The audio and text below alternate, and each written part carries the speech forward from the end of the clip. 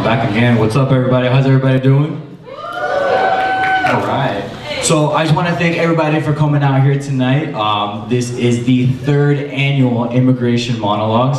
This event is brought to you by the Alpha Delta chapter of La Unidad Latina, Lambda Upsilon Lambda Fraternity Incorporated, Mason Dreamers, and the Hispanic Student Association. If I can get a representative from each organization to come up on stage, and in that, okay, they're here. So in the meantime, I just want to say that this is something that was recently brought up to Mason by each of these organizations. 3 years ago, sometimes 4 years ago, they brought this idea together because they wanted to have the topic of immigration and the immigration debate brought here on this campus, on this very diverse campus.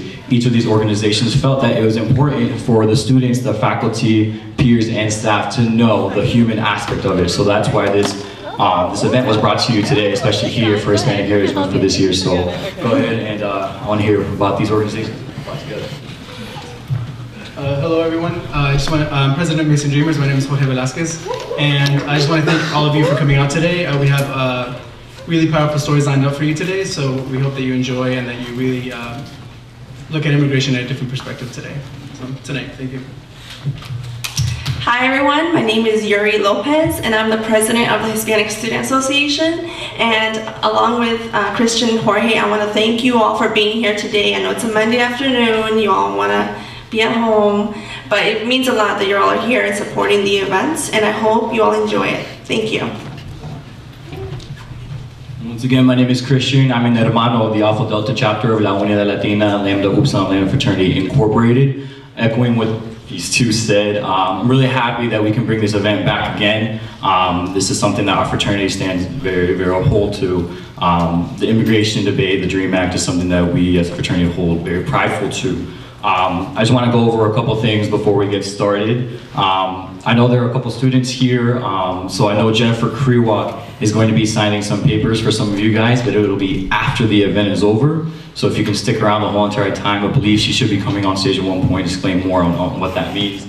Also, we are going to pass around some surveys at the end of this event, just because we want to get some feedback of how this event went for this year, how we can change it for next year, and how we can make it better, bigger and better for years to come in the future. So there's going to be a survey that for HHM, Hispanic Heritage Month, that we'll be passing around.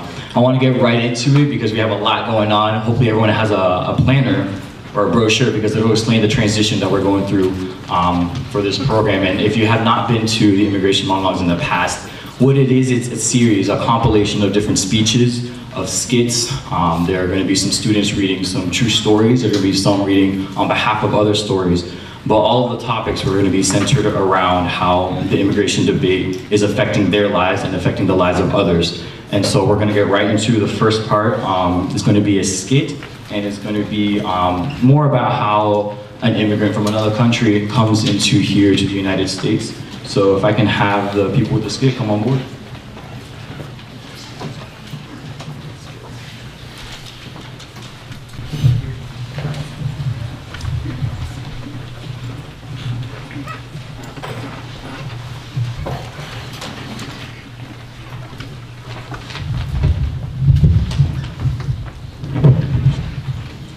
Allow us to take you to another country, Guatemala, where Cindy, the 7-year-old daughter, and Brandon, the 5-year-old son, are sitting in their living room while their parents consider moving to the United States. What's going on? Shh, I don't know, I'm trying to listen. Alright guys, tomorrow's a big day. We're moving to a land of opportunity, the United States. I didn't care that too, but I really want my kids to grow up in the U.S. Yeah, I am too. Many people don't make it, but that cannot happen to us. I don't understand. I think we're moving. Brandon and Cindy's parents were discussing their decision to immigrate to the land of the American dream. They are scared, anxious, but determined, as all parents are, to provide their children with a better future. Cindy and Brandon are spared of their parents' worries, but get the feeling they are moving.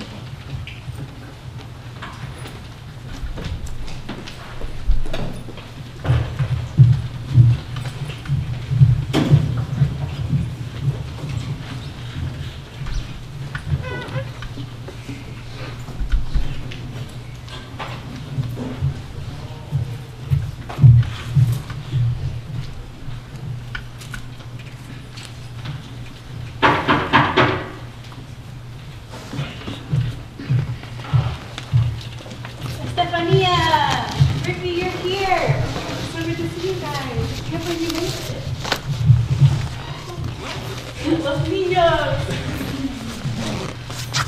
Thank you so much for letting us stay while we find a new home. Randy, go play with your cousins over there. When are we going home? Back to our country? Cindy, sweetheart, this is your new home now. You have to be a strong girl, do well in school, go to college, and achieve the American dream. American dream? Thankfully, the family has arrived safely to the United States and into the arms of Estefania's sister. However, Brandon and Cindy's belief that they are just visiting quickly comes crashing down with the reality of the situation. This is not a vacation. There is no going back. This is their new home. All Cindy knows is that she must get acquainted with this new lifestyle.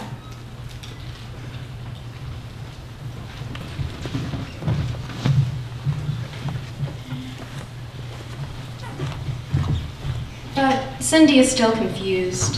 What did her parents mean by the American dream? She is frustrated, heartbroken, thrilled, frustrated for not understanding her mother's words, heartbroken for leaving her family in Guatemala, and yet thrilled to be reunited with her family in the United States. Cindy may not know what the future holds for her family, but recognizes that it's her time to step in, support her family, and embrace this land of possibilities.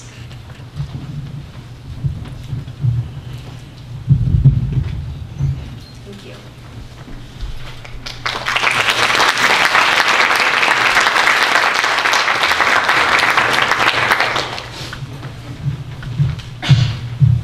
All right, give another round of applause to our actors here. So I don't know if you guys saw this gentleman right here on the side of the stage, but he was doing a painting the whole entire time. If I can have Izzy Echeverria come up on stage to explain what exactly he was doing throughout this whole entire skit.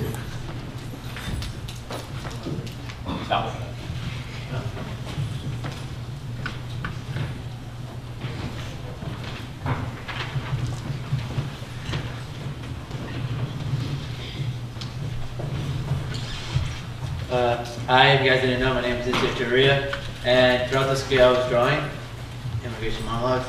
So the first scene you saw was the way that I pictured in my mind was a father over here with the mother, both conversation, and had a little bit of a side of a worry, knowing that crossing into America is a very difficult stage.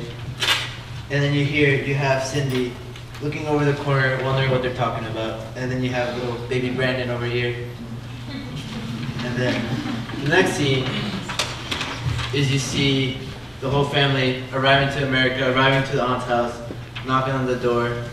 And then the final scene, when Cindy's confused of about the new information that she heard from her mother, saying that this is her new home now, do well in school, you have to work hard, go to college, you reach the American dream. You see here, sitting on a chair, thinking about what her mother just said. And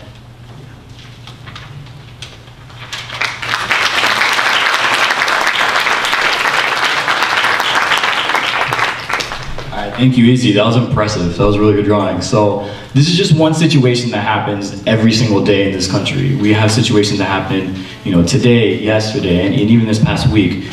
Especially when these situations are going on, all these laws are being passed. This is something that's happening to our own families, our own community, but it's also not even affecting the Latino community. This is something that happens in many multicultural communities throughout the country here. It doesn't have to be in the Texas area, the Virginia area, what have you.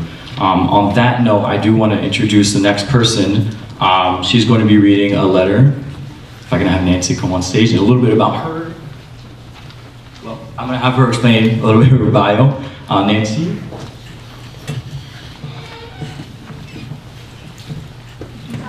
Oh, she's on her own.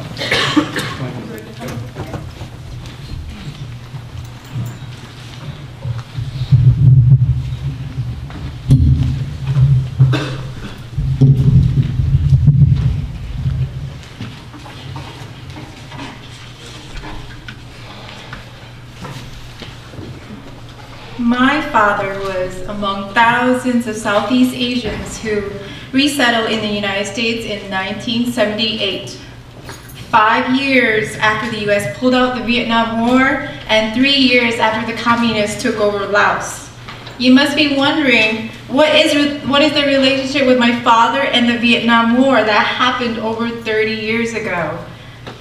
The Hmong, spelled H-M-O-N-G, was one of the many minority groups in Laos living in the highland mountains and rural areas of the country where they participated in agricultural work for food and income. Laos shares borders with Vietnam on the north and Thailand at the south. The Hmong were recruited by the US CIA to fight in a secret war in Laos in the 1970s.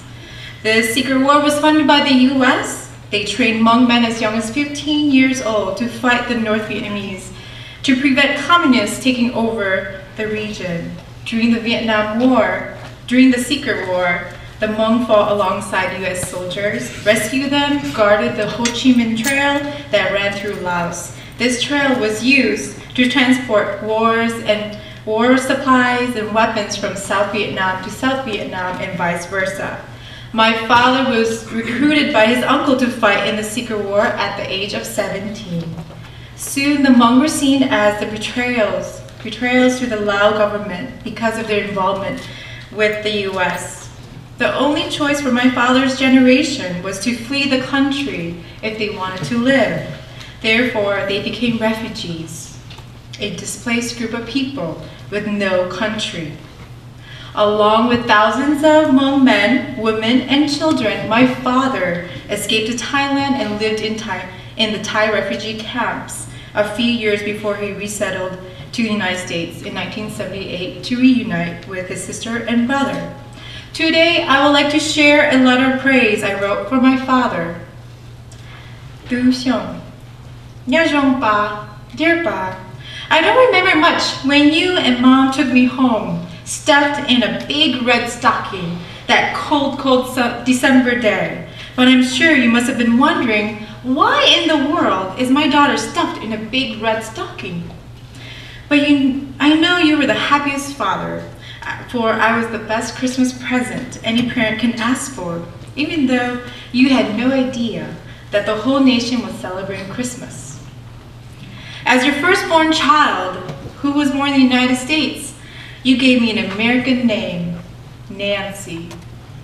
Growing up, I always wanted a Hmong name like my 6 younger brothers and sisters. Paku, Panya, Jui, Pachia, Padau, and Choa. Each of their names were of a beautiful type of flower or something important in the Hmong culture.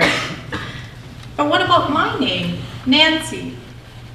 I know that you got my name from Nancy Reagan, who was the first lady at the time I was born, but I didn't really fully understand why Nancy was given to me until recently.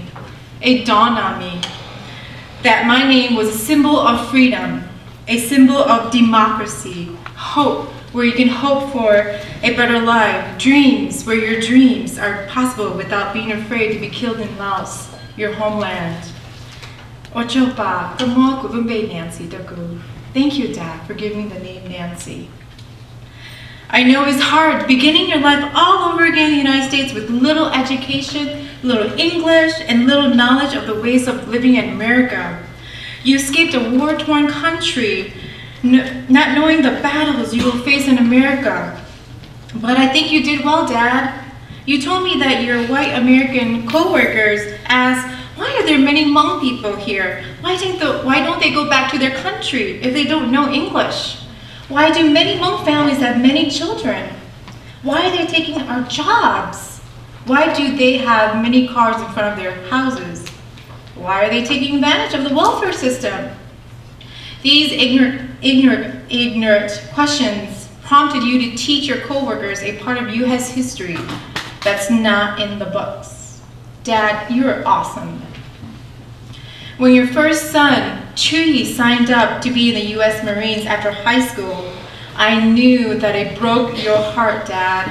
Memories of the Vietnam War came flashing at you, one after another.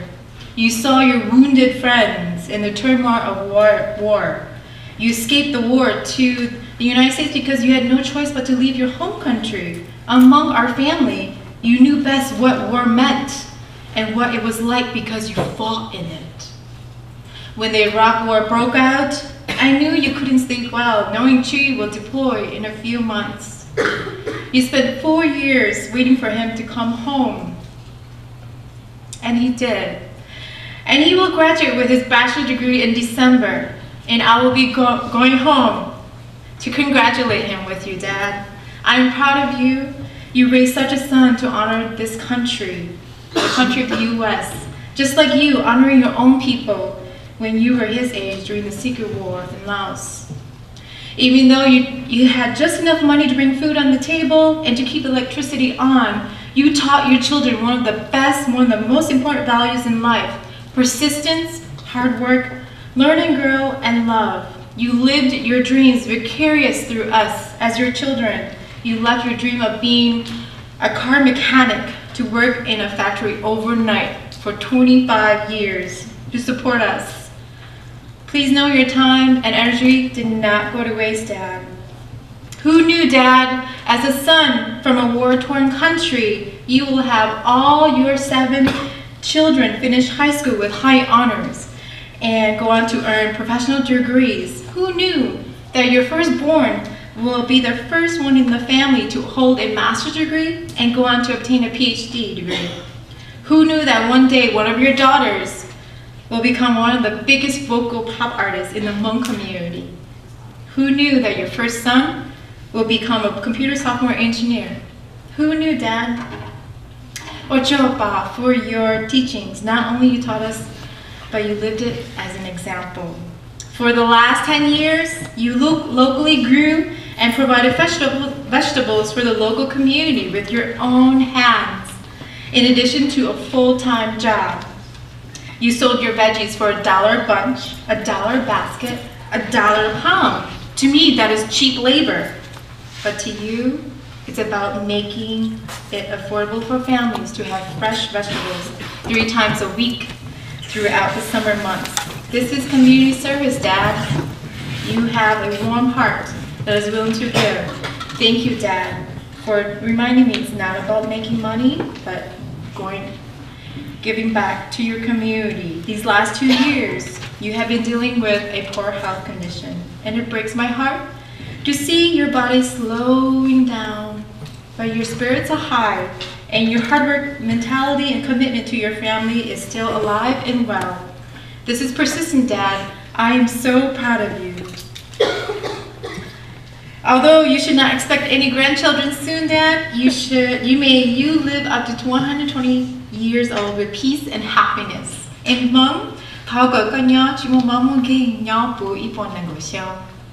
please know today, Dad, in Fairfax, Virginia, you are being honored at the Immigration Monologue at George Mason University in hopes that my friends in the audience will see immigrants beyond their immigration status, and we are here to stay. Thank you.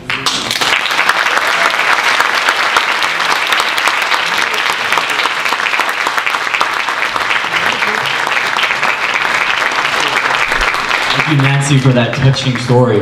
Now, I just want to read her background just because I want you guys to hear her impressive bio. So Nancy is a master's student in the sociology program working towards a certificate in women and gender studies and global proficiency in George Mason University. She currently works at the Women and Gender Studies Center when she is not attending her classes or she's studying. Presently, she's working on her master's thesis project that focuses on international marriage, migration, specifically Southeast Asian females migrating to the United States. So as you hear, like, that's an impressive load, and she has her father to thank. So please give another round of applause for Nancy. So now I'm going to transition into the next part of our program called It's Your Turn, Own the American Dream. We're going to have 2 students come up on stage and they're going to explain a little bit more about their past. Henry Lopez and Elizabeth Bars. So Henry is a freshman at George Mason University pursuing a bachelor's in computer science. He was born in Guatemala and lives in Falls Church, Virginia. And Elizabeth is a senior here at George Mason University. She's graduating in this spring with a bachelor's in global affairs, and she was born and raised in Virginia. So give it up to both Henry and Elizabeth.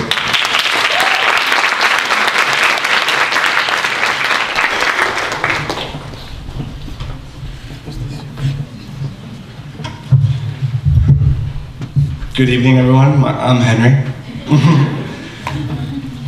The place we call home is where we feel safe. It is where we feel comfortable, letting down our guard and not being afraid to be judged by what we wear or how we act. For many youth in this country, including me, the concept of home is unclear. Is my home miles south, past Texas and Mexico, in a small town in Guatemala? A town where I walked my first steps and when I spoke my first words? Is it that house in Jutiapa, Guatemala, where I woke up every morning with the single most goal of getting that chicken among the sea of chickens in my backyard, often running, screaming when they were chasing me? Is my home that town that saw me for the first 4 years of my life and has never seen me since? Or is it here in the United States, the land of opportunity? Is it that small apartment in Falls Church, Virginia, where I reunited with my parents for the first time 14 years ago, and where I could see my whole family at one time? Is it here where I began a new life, a rebirth, I guess you can say? Here, where "Cómo estás" became "How are you?" Or at least until my parents said, "¿Qué?" I went through elementary school and middle school thinking I was home, that I was safe, and that my future was mine to decide. It was towards the beginning of high school when I realized that wasn't the case. I was a dreamer. No matter how much I hated it at the time, my family and I could at any moment be deported. Protection was the last thing I felt I had. But I didn't hate the fact that I was a dreamer. I am standing here right now as a future George Mason University graduate because I am a dreamer. When I found out about my status, my education became my passport. I convinced myself that my sister and I were not just dreamers, but that we would achieve the dream. So I entered high school thinking that I was always 3 steps behind my peers, which caused me to invest 3 times as much effort in my studies. My senior year was a decisive year. Being told that I was an international student when I would call many universities was upsetting and discouraging. But George Mason University changed that. Through the family that I established in the early identification program, fear was no longer in my vocabulary when I was on campus. Mason not only said yes to me, but offered me the scholarships that were vital in getting me here. Today, like millions of students, I am one step closer to the American dream. A dream that took 4 hard years to accomplish. Coupled with the tremendous amount of help and support from teachers, friends, family, and mentors, I stand here as a computer science major and university freshman. But this accomplishment is still bittersweet. I am but a small portion of dreamers that are able to get to college. The American dream does not end here for me. It is the start of what I hope will be the chance for millions of students across the country to achieve a college education. Only then will I feel like I am finally in my home away from home. Thank you.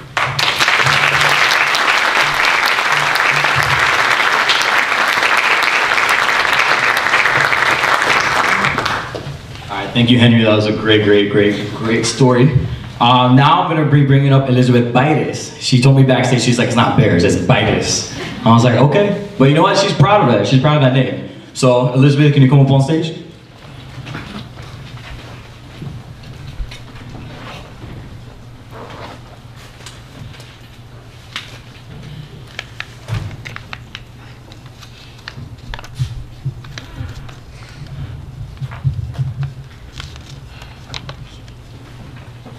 Good evening, ladies and gentlemen. I'm Elizabeth Baites, once again. This story is not mine, but it's a friend of mine's, and I wanted to share it with you because it's the other side. It's the side that we don't really hear about, because I feel like as Mason Dreamers, we're always focusing on those who are succeeding right now, but not everybody is succeeding. Okay. It all seems really fuzzy now. It's something I don't really like to think about anymore. I've come to believe that this is where I'm supposed to be, so I try not to return to the past. I came here when I was 10 years old, with my mother and my brother. I was terrified of moving to the United States. I didn't understand why we had to go, and I protested to the very last minute. I'd only heard stories of this land. I heard that people moved there and they became rich and got really big houses and nice cars. And I heard that you could be whoever you wanted to be, that opportunities were endless. I wanted that. I wanted that new life. When we arrived to Virginia, we were welcomed by my mother's closest friend, Linda, and her huge family. We're gonna live in her basement just for the next 2 months though, because my mom needed to get on her feet. The first day was surreal, and I had no idea what to expect for later days. But I did know that this was my new home, and I was stuck here, so I had to make the best of it. Fast forwarding to my senior year in high school, still living in my feelingless basement. At that point, we were close enough that I saw her as family. My whole world revolved around my friends, family, and soccer. Soccer was my passion. It was my outlet. I could play for hours and not even think about what time it was. I would play every day after school because I didn't want to go home. I tried to avoid going home early to stray away from the what are we going to do about money conversations. All we worried about was money. How are we going to move out of here? Are we going to be stuck in this basement forever? It felt like it never stopped. My mother had so much on her plate. 2 jobs, 2 kids to take care of, and no one to help her with any of this. One day my mother came home. She had a huge bruise on her arm. Mami, ¿qué te pasó? Mom, what happened to you? Nada, mija, está bien. Nothing, daughter, it's okay. I knew right then and there that she was no longer capable of doing this on her own. Please don't think of me as an ungrateful daughter for not noticing this before. I had always wanted to help. Trust me, I did. But without papers, it was very difficult to find a job. Any job that I got would be a job that nobody else wanted. Dirt. I knew what was coming, and I knew it wouldn't be easy. But finally, on top of school and playing soccer, I got a job at the overnight gas station right by my high school.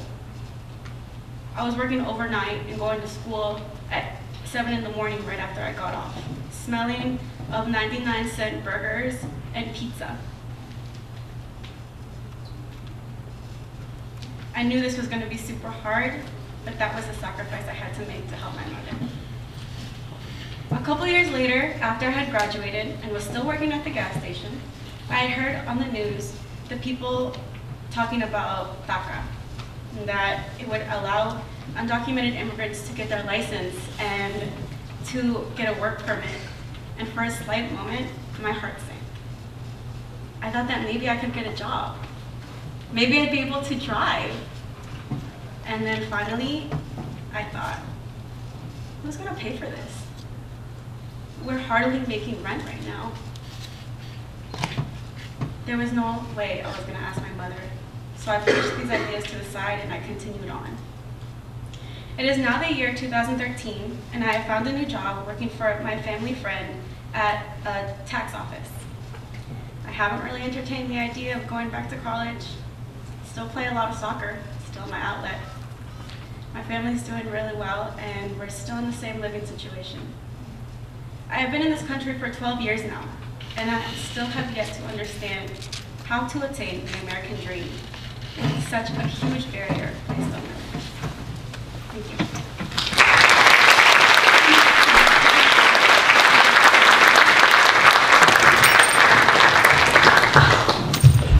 Thank you, Elizabeth, for reading those courageous and powerful words. So now I want to transition into the next part of our program. It's titled, I Support Informed Advocates. So for some of us here, this is the third year in a row we come back because we feel connected to a lot of these stories, or we just want to know more. And for some of us, this is our first time being here at this event, and we hear all these terms being thrown around. What does it mean to be a dreamer? What is the DREAM Act? What is, an illegal immigrant, an undocumented immigrant? And so, like I mentioned before, this event is meant to share the stories, but also to help educate a lot of the people within our community to know more about these terms and what they mean. So for those who don't know, and the next three spokespeople are going to come up and explain a little more, a dreamer is a term for someone who is undocumented or does not have the proper documentation to be within the United States. It can be due to an expired work visa. It can be due to coming into the country here without the proper documentation and what have you. So the term dreamer sometimes is for some people equivalent to what an illegal immigrant means, but a lot of us feel that the term illegal is a derogatory term, so we like using uplifting words, powerful words, so a dreamer. But another thing that we want to go ahead and say within this event is that you do not have to be a dreamer or an undocumented immigrant or person to be a supporter. And so I want to bring on stage Jennifer Kriwak, Jorge Velasquez, Luis Forrest, and Salvador Sauceda to come on stage. They're going to be talking a little bit more about how they are supporters for the dreamers here in this community.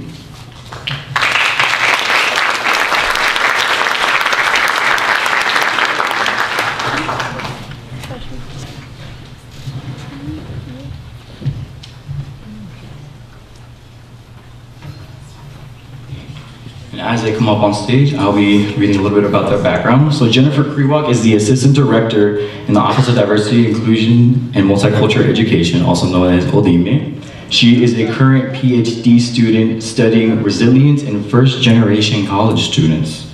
So Jennifer, if you can come on, please.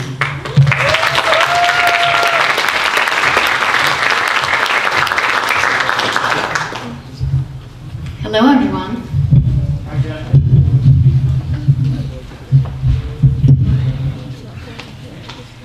So instead of talking to you all about what I do for dreamers in my normal day-to-day job, I decided to be a little creative.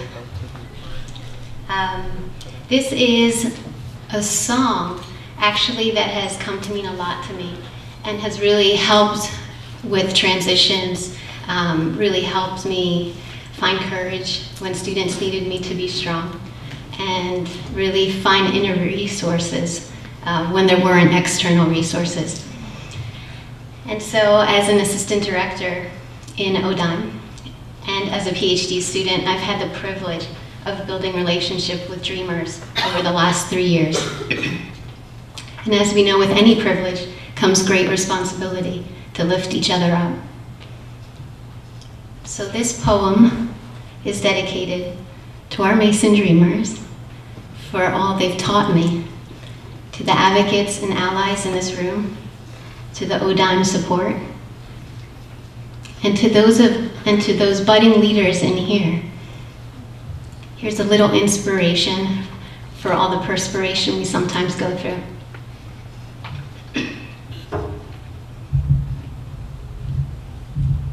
I see their faces, look in their innocent eyes. They're just children from the outside. I'm working hard, I tell myself they'll be fine. They're independent, but on the inside, I hear them saying, lead me with strong hands. Stand up when I can. Don't leave me hungry for love, chasing dreams. But what about us? I know we call this our home, but sometimes I feel alone. So God, give me the strength to be everything I'm called to be. God, show me the way to lead them.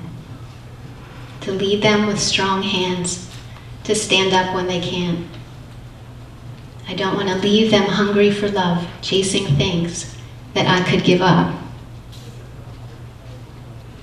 I'll show them I'm willing to fight and give them some of the best of my life.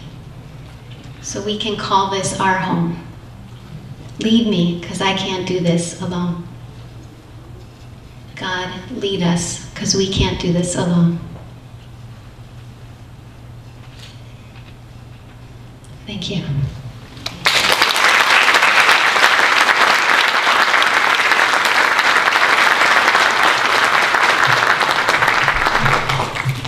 Thank you, Jennifer. Next on stage, I'm going to be bringing up Jorge Velasquez. Jorge is a senior at George Mason University. He is graduating in the spring, and he is studying a bachelor's in history and minor in economics. He was born and raised in Virginia and plans on pursuing a master's degree in higher education. So, Jorge, come up on stage.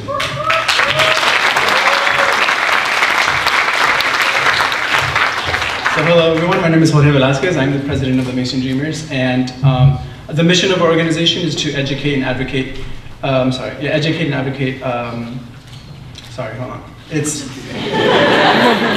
on our board outside. It's to create a more inclusive environment for immigrants through education and advocacy. So my monologue today is based on one question, and that question is, it has always been asked of me, you know, every time I go to different places, and that question is, why are you an advocate for Dreamers and immigration reform? This question has been posed to me many times and has caused me to have deep reflection within myself. Growing up, I understood that I was privileged to be born in this country. I come from a family of mixed statuses. And for those of you who don't know what that is, well, some of us are US citizens, some of us have temporary residency, and some of us are undocumented. And so I never really thought of my family as less than me. You know, we all grew up together. To me, they were all Americans. We all ate McDonald's. We all, you know, watched the same TV shows. We mixed our Salvadoran culture with the American culture. So to me, it was something natural. It was something normal. I didn't think about it. You know, I didn't think that my family was undocumented, or that members of my family weren't documented. So I knew that the topic of immigration reform was important to my family, but I never seriously thought about it until I came to college. I remember it was the freshman year, it was the summer of my freshman year, before my freshman year of college. And I remember walking on that path beside Fenwick Library where there was gravel. And I was walking with one of my friends that I met that summer. We were walking to the Johnson Center, and she disclosed to me that she was undocumented. And throughout that summer, we built such a strong bond. You know, we would laugh, we would tell jokes, we would study together, we took summer classes together. And I don't know why when she told me, it hit me so hard.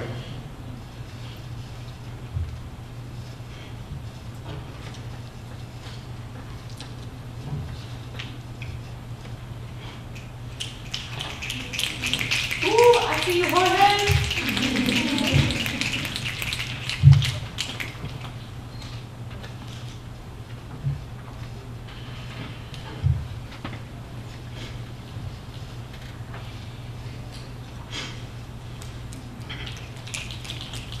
I grew up my entire life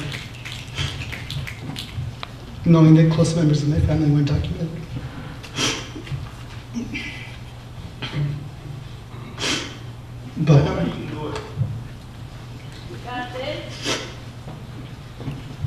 But to hear from a close friend, that's what hurt the most.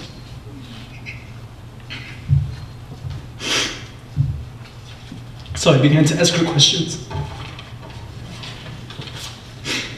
When it came to college finances, she told me that she had to pay out-of-state tuition. I was angered and heartbroken. And although she lived in the state of Virginia for the past decade and paid state taxes, she was forced to pay out-of-state tuition. It was then when I realized how unfair and how unjust our country, our state, and our university were. Growing up, we were all taught that if you work hard enough, the fruits of your labor will be rewarded. The American dream. That's why all immigrants come here.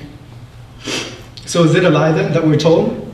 Is it a lie that, why is it that my friend has to work twice as hard to achieve the same education that I want?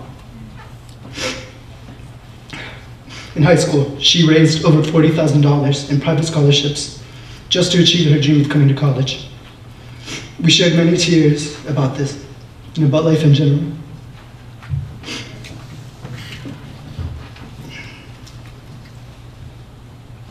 despite the adversity that she faced, she remained optimistic. She was determined to make a difference. It was her vision that created the Mason Dreamers. I was hesitant at first to get involved with this organization.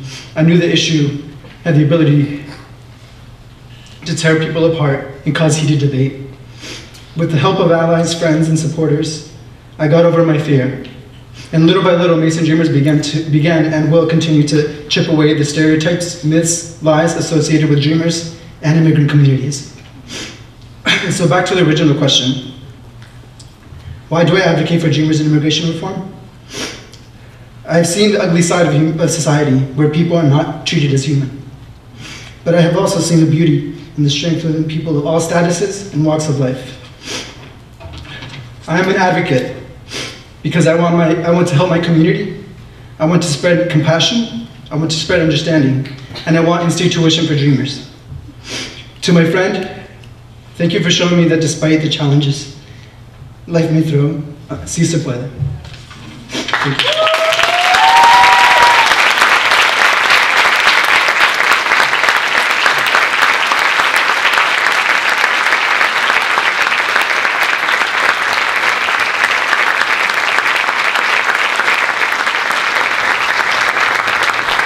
Thank you, Jorge, for reading that extremely powerful piece. Next up, we have Salvador Salceda Guzman. Salvador is a senior at George Mason University. He's graduating this spring with a bachelor's in government. He was born and raised in Fredericksburg and plans to return to work in education policy in the city. So everyone give it up for Sal.